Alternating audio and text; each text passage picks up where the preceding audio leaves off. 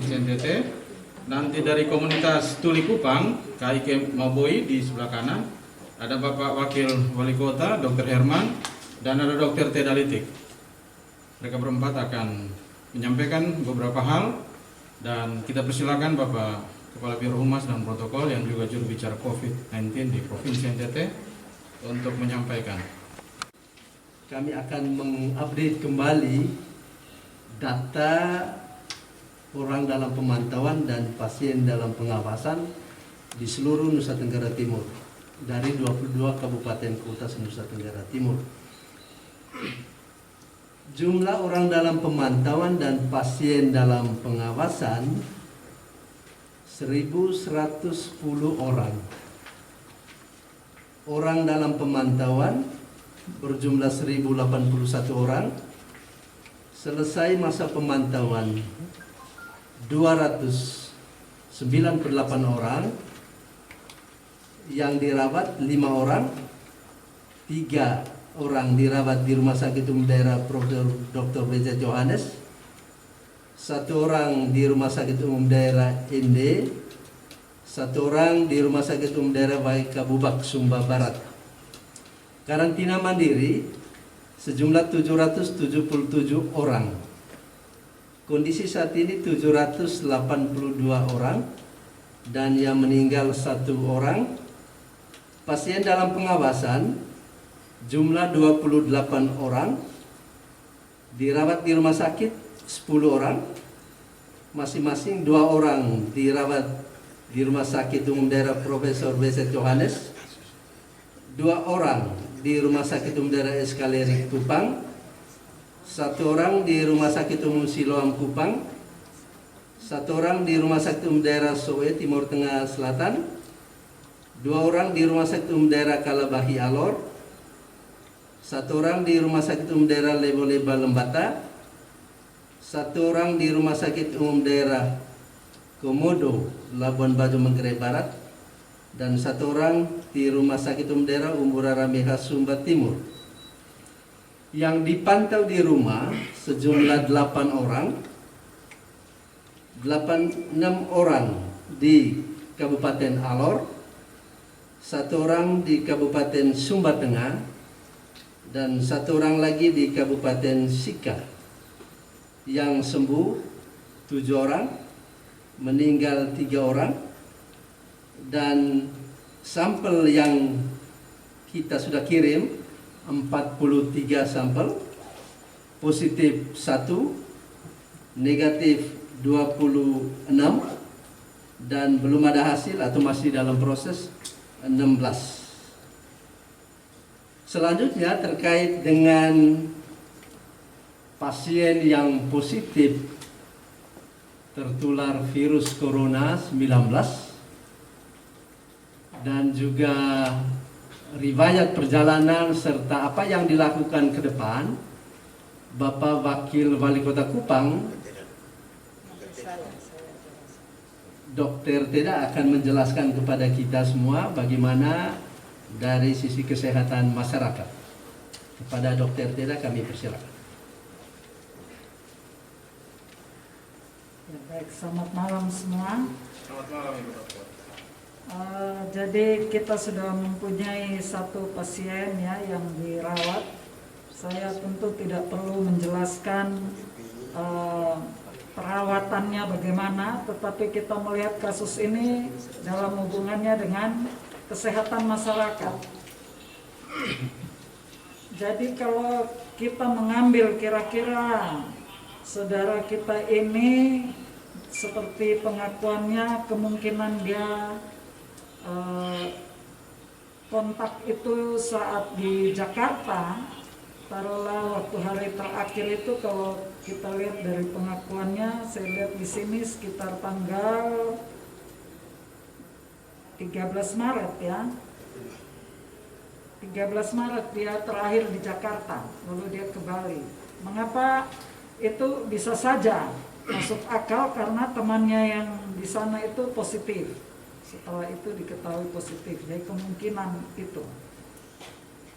Lalu dia diambil, dia pulang 22 ke Kupang, tapi diambil swab itu 27, artinya 14 hari setelah dia kontak di Jakarta baru dia dites, ya, sehingga masih memungkinkan positif dan memang hasilnya positif. Kemudian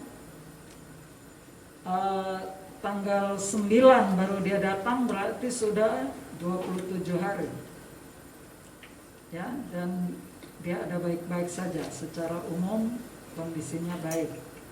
Kita sih tidak lihat langsung, tapi kita lihat dia berbicara di YouTube, terlihat kondisinya baik. Kemungkinan besar saudara kita ini dia terinfeksi tetapi dalam golongan ringan. Ya, kita tahu bahwa 55% itu ringan. Dan yang ringan ini bisa sembuh 90-an% sembuh atau 100% sembuh. Tetapi waktu dia sembuh itu setelah 5 hari terbentuk sistem imun, jadi orang ini sudah kebal. Ya, dia mempunyai antibodi. Itu kalau ringan. Nah, bagaimana kalau dia mengalami gejala yang sedang? Sedang itu sekitar 30%. Bisa orang yang terinfeksi mengalami gejala sedang. Nah, sedang itu nanti sampai 14 hari setelah kontak baru terbentuk sistem imunnya, antibodinya. Dan setelah 14 hari itu dia sudah tidak bisa lagi menularkan. Dia tidak kontagius kita sebut. Ya. Nah, ada 10%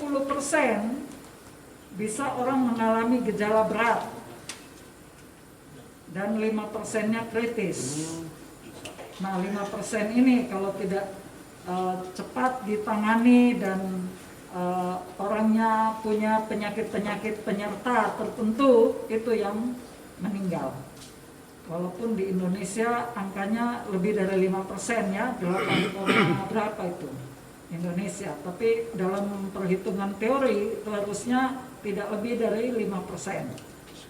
Kita lihat banyak negara tidak lebih dari 5%. Jadi kemungkinan saudara kita ini dia sudah tidak menginfeksi lagi karena sudah lebih dari 3 minggu dan dia sudah punya antibodi. Ya, kalau orang sudah punya antibodi corona, kalau dia terinfeksi lagi dia tidak apa-apa. Dan orang ini tidak perlu lagi divaksin. Kalau ada vaksin dia tidak perlu lagi, dia sudah pernah terinfeksi. Ya, jadi dia sudah tidak akan menginfeksi orang lain lagi. Karena sudah 27 hari, mungkin sudah 28 hari ini. Jadi kira-kira seperti itu ya perjalanannya. Dan yang paling penting untuk kasus ini, yang paling penting, kita tidak usah ribut lagi tentang kasus ini positif. Yang penting ini adalah mencari orang-orang yang kontak dengan dia, tracing ini. Ini yang sekarang menjadi PR besar dan nanti Bapak Wakil Wali Kota sendiri yang akan menjelaskan karena kontak dengan banyak orang di Kupang ini. Jadi mungkin dari saya cukup sekian. Terima kasih. Baik, saudara-saudara sekalian, selamat malam. Kita bersyukur pada hari ini kita ketemu dalam keadaan sehat walafiat. Ya, karena di tengah pandemi ini satu impian kita adalah kita sehat. Nah, di Kota Kupang ini dari laporan yang ada itu ada 2 PDP. Yaitu penderita dengan pengawasan dan 1 positif. Saya perlu tekankan kepada warga Kota Kupang bahwa 3 kasus ini bukan warga Kota Kupang, supaya jangan menimbulkan keresahan di tengah masyarakat Kota Kupang.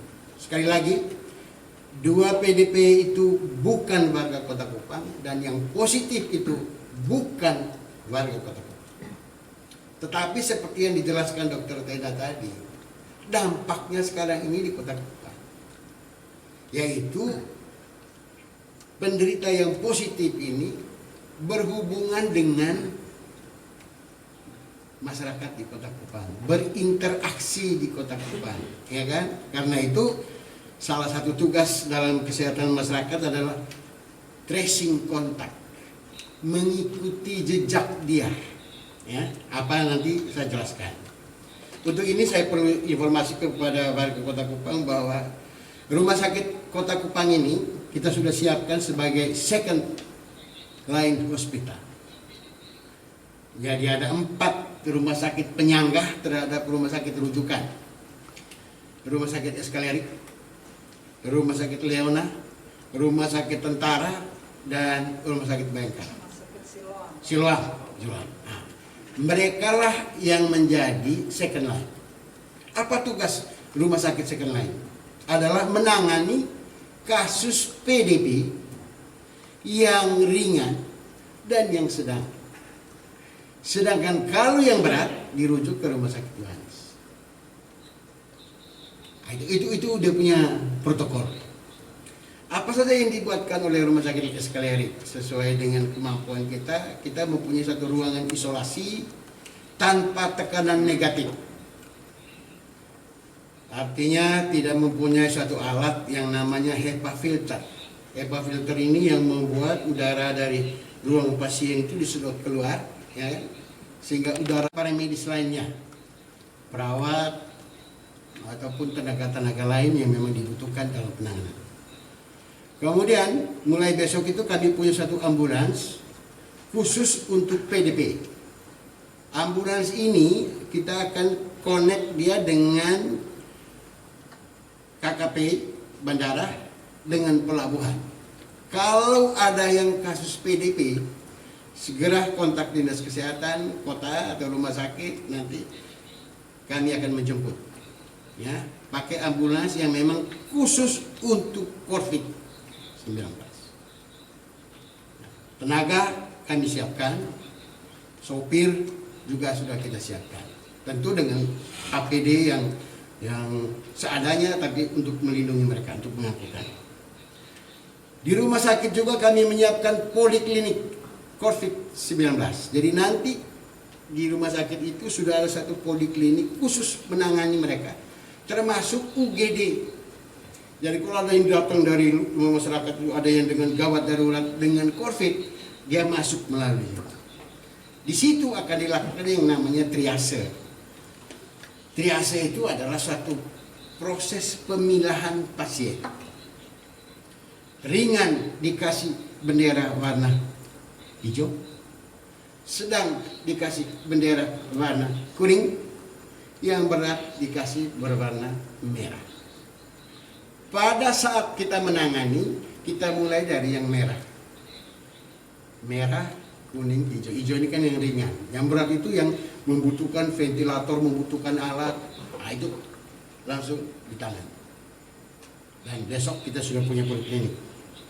Yang berikut yang perlu disiapkan oleh rumah sakit adalah ruang tinggal para medis. Ini yang masih dalam prosesnya. Rencananya kita akan berkoordinasi dengan salah satu hotel yang terdekat dengan rumah sakit, supaya semua pasien yang semua tenaga yang merawat PDP itu tidak pulang rumah. Dia ke hotel dulu, kita tampung, dari makan, minumnya, kesehatan, apa semua kita tanggung, supaya dia jangan menularkan kepada masyarakat dan keluarga. Itu rumah sakit. Yang kedua, dinas kesehatan. Apa yang perlu disiapkan? Yang pertama, dia siapkan tim surveillance dari tingkat kota dan tingkat puskesmas.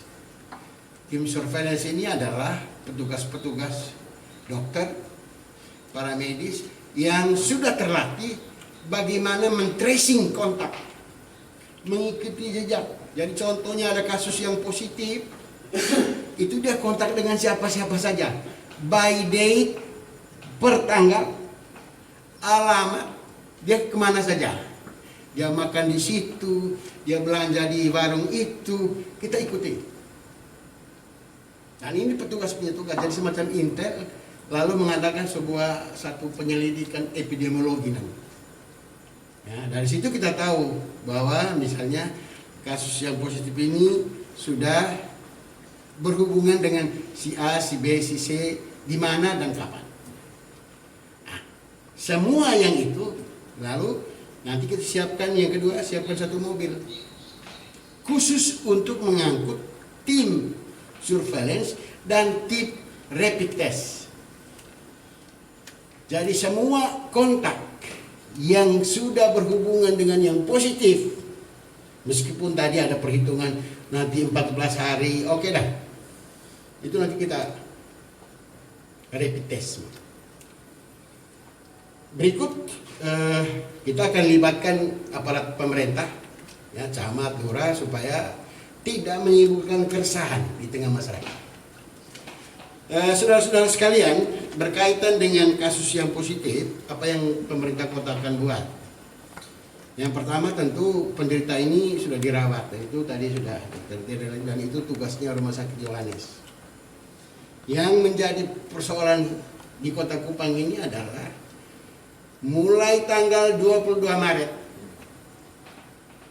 sampai tanggal 9, sekarang kami sedang melacak dengan siapa saja, di mana, kapan penderita ini berhubungan. Artinya bersosial, interaksi sosial. Contoh, 22 Maret dia tiba di Kota Kupang. Sopir taksi yang dia pakai itu siapa? Kita akan lacak, Pak. Kalau dia dijemput oleh keluarga, siapa yang menjemput? Kemudian dia dibawa kemana? Ke rumah keluarga. Siapa-siapa saja di rumah keluarganya yang dia berhubungan selama kedatangan. Ada temannya, catat temannya. Di mana rumahnya, di mana nomor HP. Terus sampai dengan tanggal 27 Maret dia tes di rumah sakit. Kita akan melacak siapa petugas yang memeriksa dia. Ya, siapa saja yang dia ketemu di rumah sakit. Kita catat, ya, supaya nanti kita tes. Kemudian 28 sampai dengan 5 April, di mana?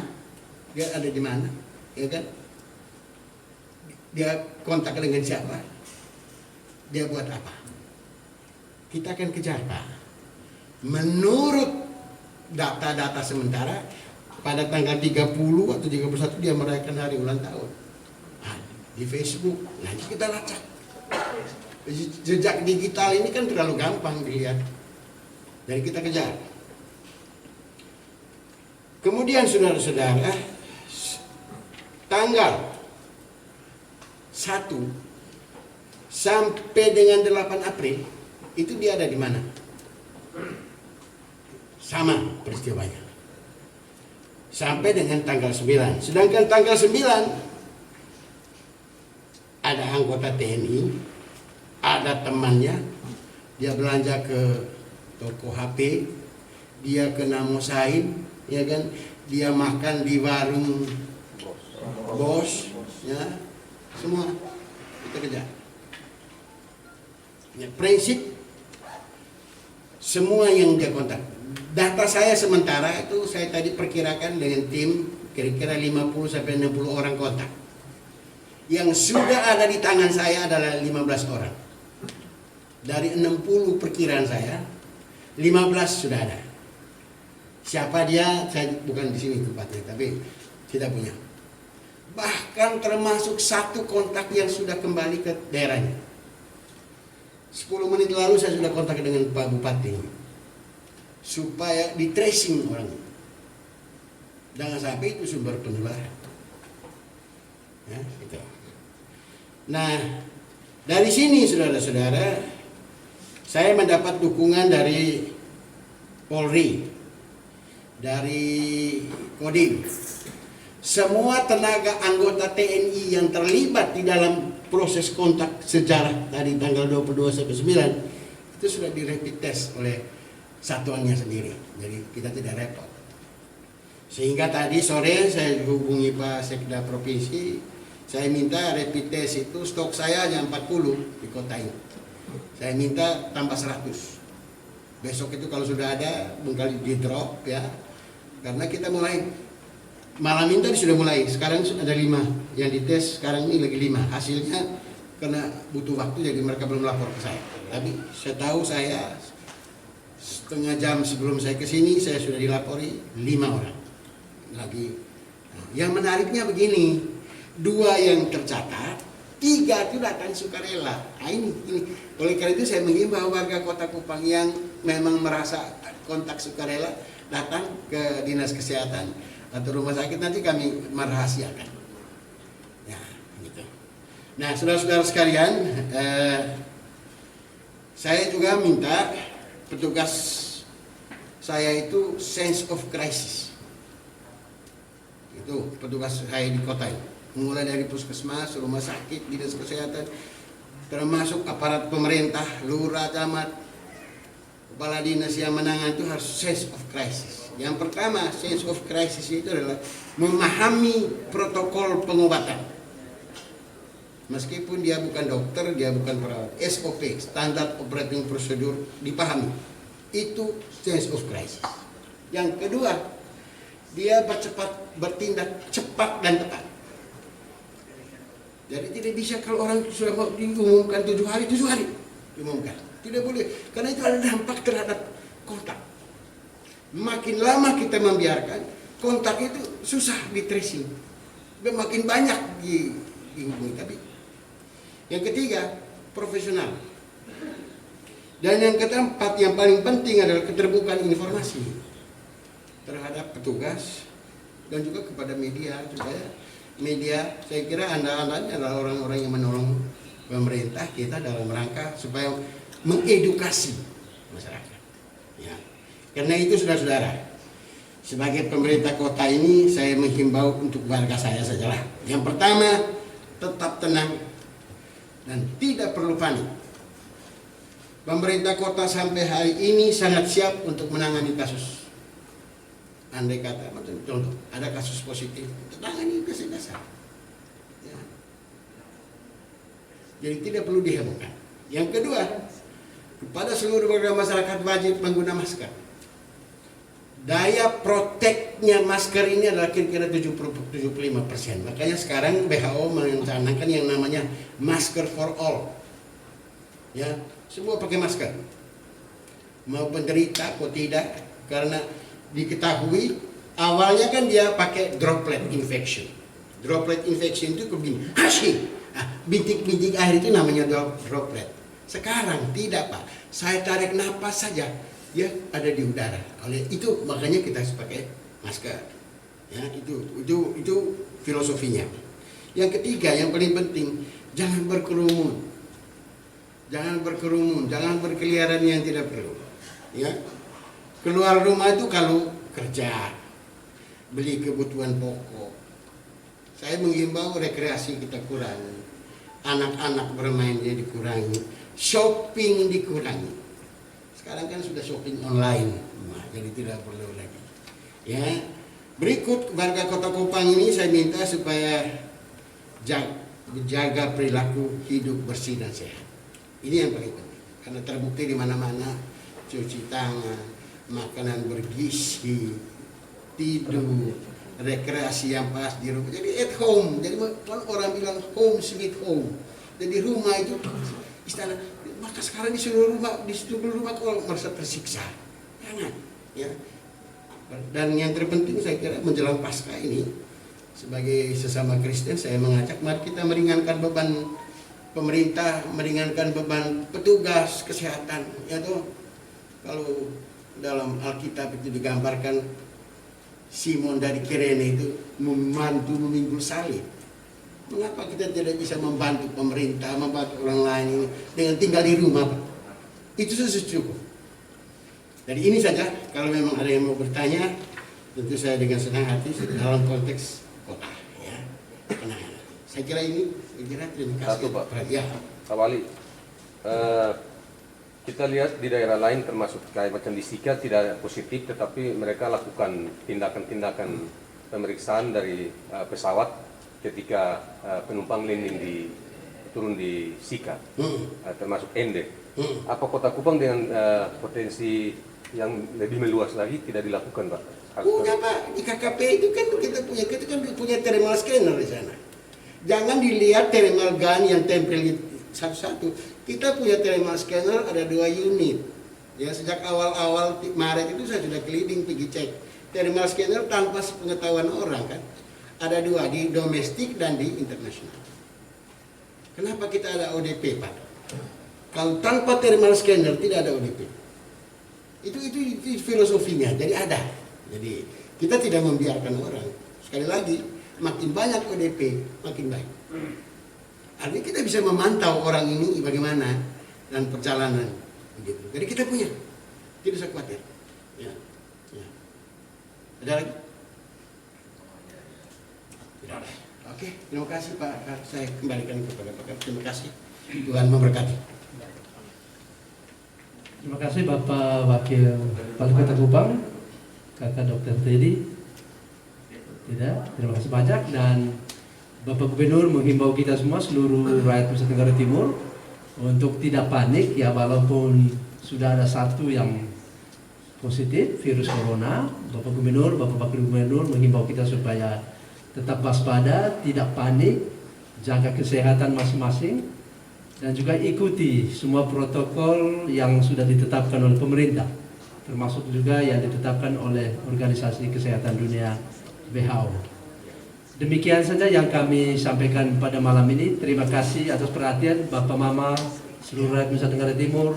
Selamat malam, selamat beristirahat. Tuhan memberkati kita sekalian.